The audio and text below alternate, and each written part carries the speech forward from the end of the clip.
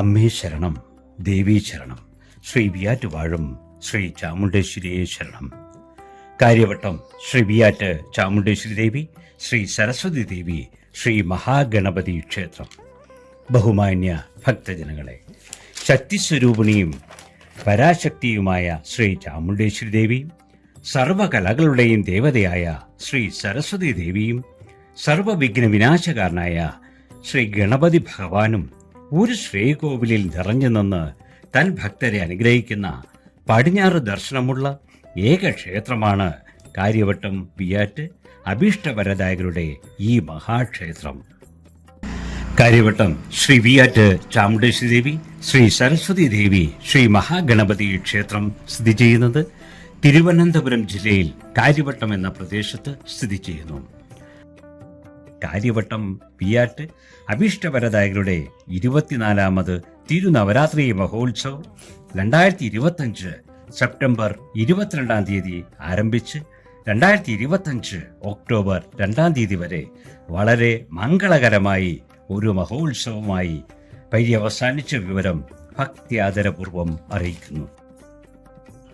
Karyavattom Shri Wyatt അഭീഷ്ടവരദായകരുടെ 24ാമത് തിരുനവരാത്രി മഹോത്സവം 4ാം തിരു ഉത്സവ ദിവസമായ 2025 സെപ്റ്റംബർ 25-ാം തീയതി വ്യാഴാഴ്ച ക്ഷേത്ര പതിവ് പൂജകൾക്ക് പുറമെ രാത്രി 7 മണി മുതൽ പ്രഭാഷണം. ആയുർവേദം നിത്യജീവിതത്തിൽ പ്രഭാഷകൻ Padmashri doctor J Harindran Nair, managing director Pankaja Kasturi. ദേവീ ശരണം, വിയാറ്റ് അഭീഷ്ടവരദായകരേ ശരണം. 16ാമത് പ്രഭാഷണം, അതായത് ആയുർവേദം നിത്യജീവിതത്തിൽ എന്നുള്ള വിഷയത്തെക്കുറിച്ച് ഇത് 16ാമത്തെ വർഷം പ്രഭാഷണം നടത്തുന്നതിന് വേണ്ടി ഡോക്ടർ ഹരീന്ദ്രൻ നായർ സാറുകൾ പങ്കജ കസ്തൂരി വളരെ പ്രയാസപ്പെട്ട് ആണ് ഈ മഴയെ തൊഴിഞ്ഞ് കാട്ടാക്കടയിൽ നിന്ന് ഇവിടെ എത്തിയിരിക്കുന്നത്. അദ്ദേഹം പ്രഭാഷണം തുടങ്ങുന്നതിന് മുമ്പേ തന്നെ ഞാൻ അദ്ദേഹത്തിനോട് പറഞ്ഞു, ഇന്ന് ശ്രീപത്മനാഭ സ്വാമി ക്ഷേത്രത്തിൽ നമ്മുടെ നവരാത്രി മണ്ഡപത്തിൽ നടത്ത ഒരു തിരുവാതിരക്കളി അവതരിപ്പിക്കുന്നതിനുള്ള പെർമിഷൻ നമ്മുടെ ഇവിടുത്തെ തിരുവാതിരക്കളി സംഘത്തിന് കിട്ടിയതിനാൽ ഏതാണ്ട് 40 പേര് അങ്ങോട്ട് പോയിട്ടുണ്ട് ഞാൻ അദ്ദേഹത്തിനോട് പറഞ്ഞു കഴിഞ്ഞു. എന്നാലും അദ്ദേഹം പണ്ട് പറഞ്ഞിട്ടുണ്ട്, ഒരാളെങ്കിലും ഉണ്ടെങ്കിൽ ഞാൻ പ്രഭാഷണം നടത്തും. ഈ അവസരത്തിൽ ഈ വേദിയിൽ തന്നെ ഞാൻ ഒരിക്കൽ പറഞ്ഞിട്ടുള്ളത് ഞാൻ ഓർക്കുന്നു. അദ്ദേഹത്തിന് ഈ വേദിയിലേക്ക് സുസ്വാഗതം. ഈ പ്രഭാഷണം നടത്തുന്നതിന് വേണ്ടി അദ്ദേഹത്തിന് ഞാൻ സസന്തോഷം അഭ്യർത്ഥിക്കുന്നു. ആയുർവേദത്തെപ്പറ്റിയും ബാക്കി നമ്മുടെ ജീവിതത്തിൽ നാം അനുഷ്ഠിക്കേണ്ട രീതികളെപ്പറ്റിയും ഒക്കെ കുറേ കാര്യങ്ങൾ മനസ്സിലാക്കിയിരുന്നാൽ അത് വളരെയധികം സന്തോഷമാകുമെന്ന് വിശ്വസിക്കുന്നവരാണ്. നമ്മളെപ്പോഴും ജീവിതത്തിൽ ആരോഗ്യത്തിന് വളരെയധികം പ്രാധാന്യം കൊടുക്കുന്നവരാണ് നമ്മൾ എല്ലാവരും. അങ്ങനെ തന്നെയാണ്. ആഹാരം നിയന്ത്രിക്കുന്നു, അല്ലെങ്കിൽ വ്യായാമം ചെയ്യുന്നു, യോഗ ചെയ്യുന്നു, ഒക്കെ എല്ലാവർക്കും കുറേ കാര്യങ്ങളൊക്കെ അറിയാം. പക്ഷെ നമുക്ക് പ്രാധാന്യത്തോടുകൂടി കാണേണ്ടുന്ന കാര്യം നമ്മൾ അനുഷ്ഠിക്കുന്ന ചര്യകളും അനുഷ്ഠിക്കുന്ന ജീവിതക്രമങ്ങളും ആഹാരക്രമങ്ങളും ഒക്കെ മതിയാകുന്നു. ചിലർ നമുക്ക് ഇപ്പോൾ അറിയുന്നത് പോലെ 3 മണിക്കൂറൊക്കെയാണ് എക്സർസൈസ്. 6 മണിക്കൂർ 3 മണിക്കൂർ എക്സർസൈസ് ചെയ്ത് കോയിലെ വീണ്ടും ഇരിക്കുന്നു. യോഗാസനം രാവിലെ 1 മണിക്കൂർ, വൈകുന്നേരം 1 മണിക്കൂർ കിട്ടുന്ന അവസരത്തിലൊക്കെ യോഗാസനം. പിന്നെ ഡയറ്റ് എന്ന് വെച്ചാൽ കുറച്ച് പച്ചക്കറികൾ, കുറച്ചില്ലാത്ത, അതല്ല യഥാർത്ഥത്തിൽ നാം പാലിക്കേണ്ടത് ജീവിത സാഹചര്യം. നമുക്ക് പലപ്പോഴും നമ്മുടെ ശരീരത്തിന് ഉതകുന്ന തരത്തിലുള്ള വ്യായാമം വളരെ ശീലിക്കാവും.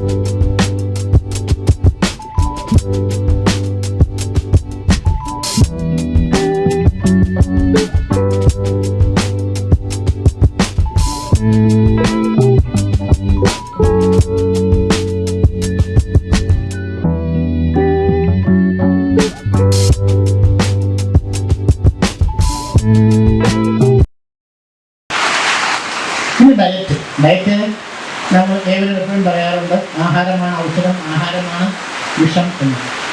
ആഹാരം വിഷമായിട്ടും മാറും, ആഹാരം ഔഷധമായിട്ടും മാറും. നാം ആഹരിക്കുന്നതെല്ലാം ആഹാരം. ആഹാരത്തിൻ്റെ പ്ലേറ്റ് റെഡിയാക്കുന്നത് ഒരു കലയാണ്.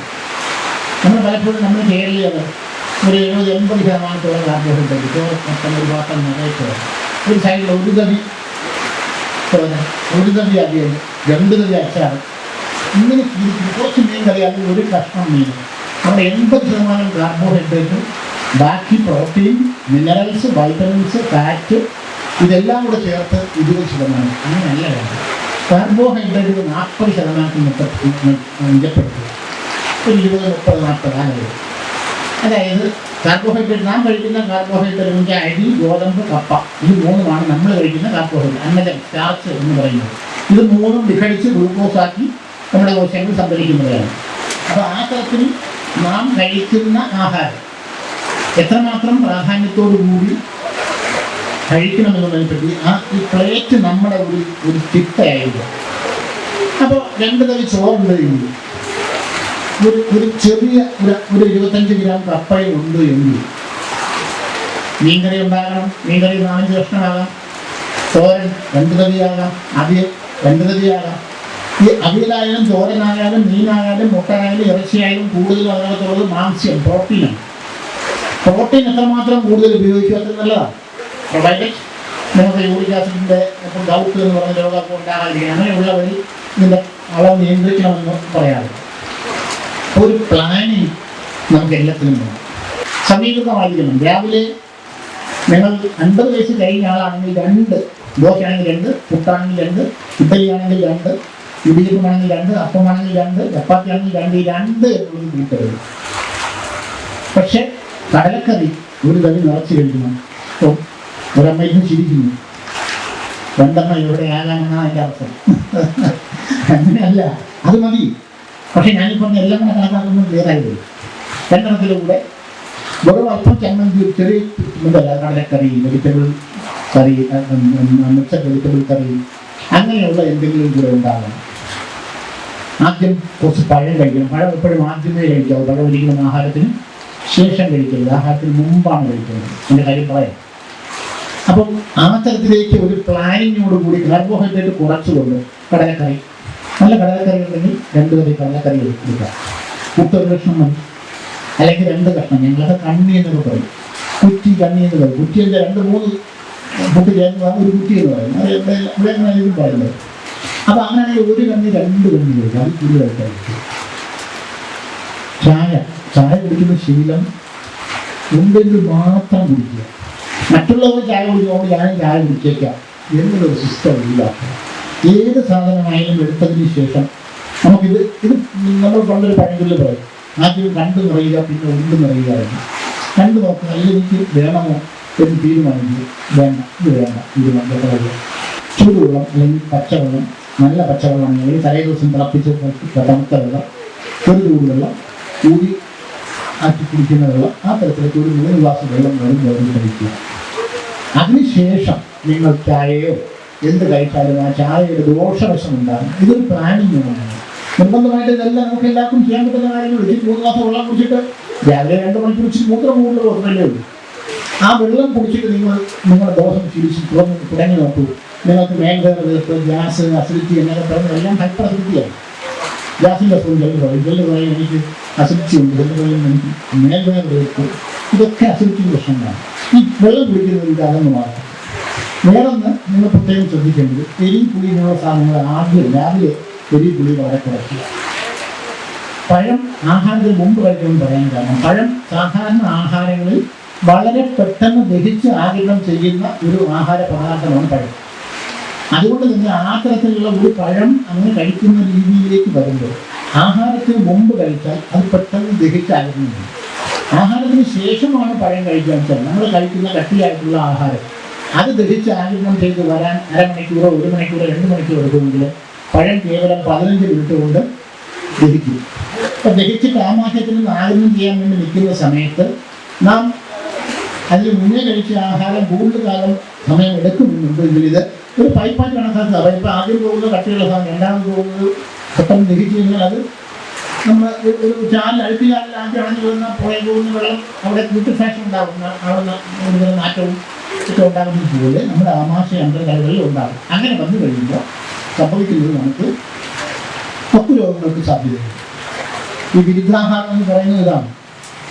പരസ്പരം അതായത് ഒരേ സ്വഭാവമുള്ള പ്രോട്ടീനായി മീൻ പ്രോട്ടീനാണ്, പാലും പ്രോട്ടീനാണ്. പാലും മീനും ഒന്നിച്ച് കഴിക്കുന്നത്, പപ്പടവും തൈരും ഒന്നിച്ച് കഴിക്കുന്നത്, മീനും മോരും ഒന്നിച്ച് കഴിക്കുന്നത്. എപ്പോഴും നമ്മൾ ശ്രദ്ധിക്കേണ്ട 2-3 കാര്യങ്ങളിൽ ഒന്ന് മലശോധന. രാവിലെ നിർബന്ധമായും മലശോധന എന്നുള്ള ഒരു വ്രതമാക്കി ചെയ്യുകയാണ്. പലരും സ്കൂളിൽ മക്കളെയൊക്കെ അയച്ചതിന് ശേഷം ടോയ്ലറ്റ് പോകുന്നതുകൊണ്ട് അത് പാടില്ല. രാവിലെ 7 മണിക്ക് മുന്നേ ടോയ്ലറ്റ് പോവുക. മലശോധനയ്ക്ക് തടസ്സമൊന്നുമില്ല. നിർബന്ധമായും നിങ്ങൾ എന്തെങ്കിലും മരുന്ന് കഴിച്ച് മലശോധന നോർമലാക്കി ഇരിക്കണം. മരുന്ന് ആയുർവേദ മരുന്നൊന്നും ആവണമെന്നില്ല. ഇപ്പം മെഡിക്കൽ ഷോപ്പുകളിൽ കാസ്റ്റർ ഓയിൽ എന്ന് വെച്ചാൽ ആവണക്കെണ്ണ, അലോപ്പതി ആവണക്കെണ്ണ, അതായത് IPJയുടെ ആവണക്കെണ്ണ എന്ന് പറയും. അലോപ്പതി ആവണക്കെണ്ണ ഒന്നേ ഉള്ളൂ.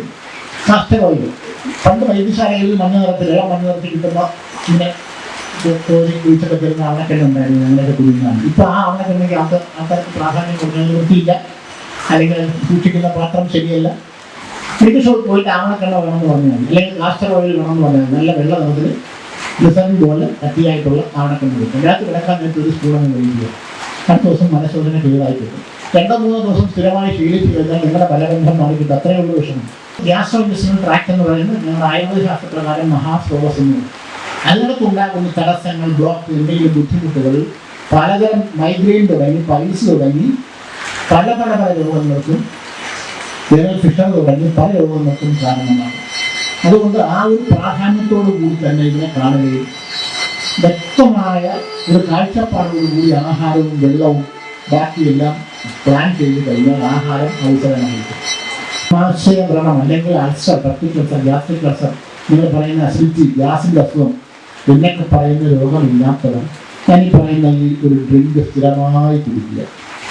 ഒരു വെളുത്തുള്ളിയുടെ ഇതളുകൾ, ഒരു 6 ഇതൾ, ഒരു വെളുത്തുള്ളി 8-10 ഇതളുകൾ വരെ വരും.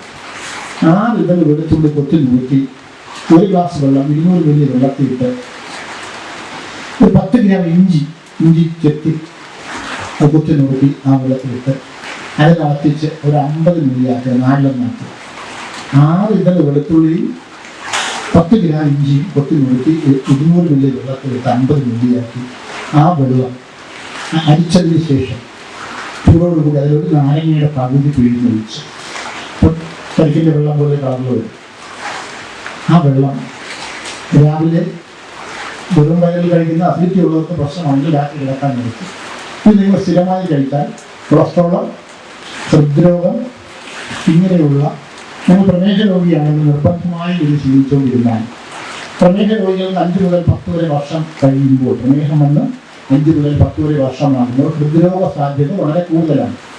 അത്തരം സാഹചര്യങ്ങളിൽ ഹൃദ്രോഗം ഉണ്ടാകാതിരിക്കാൻ ഈ ഒരു നിസ്സാരമാണ്. കേവലം 6 ഇതൾ വെളുത്തുള്ളി, ഒരു 10 ഗ്രാം ഇഞ്ചി, ഒരു നാരങ്ങയുടെ പകുതി.